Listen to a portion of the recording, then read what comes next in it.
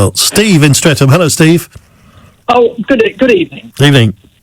I own a second property in Streatham, which I let out. I had to pay the ground rent in March. I was out of the country. I had 3 cancellations on the airlines. I wasn't able to get back till late July. I found 4 letters from the company requesting the £105 ground rent, but they're also trying to charge me £132 in collection costs, making it 237. I wrote to them explaining the situation, and today I received a cheque back saying that this is not acceptable and our client wants the £238 owing instead of the £105 which I was willing to pay them.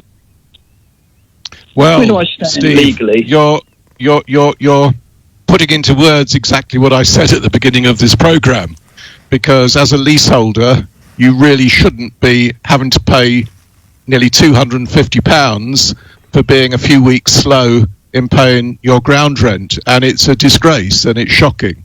And you're by no means the first person who's told me about this.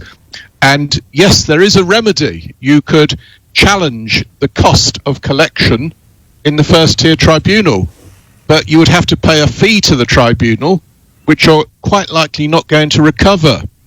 I mean, I think it's just astonishing that we can have a system which allows the freeholder to charge you £250 because you were a very short while late in paying that ground rent. And we really must have a system which is fit for purpose, and currently it's not fit for purpose. What you're telling us is just a nonsense, and anyone listening to this programme will understand how upset you must be.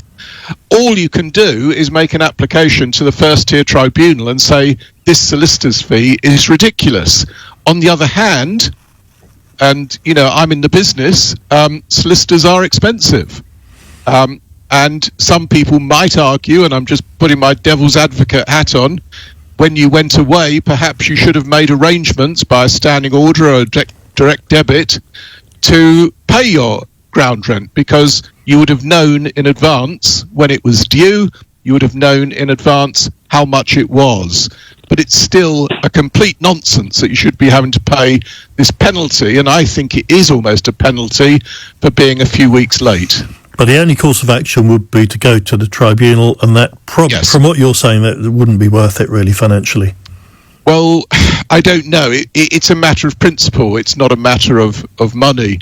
Obviously, you could pay the 240 quid, but you think you're being ripped off, and yes, you are. Well, good luck, Steve, whichever way it goes.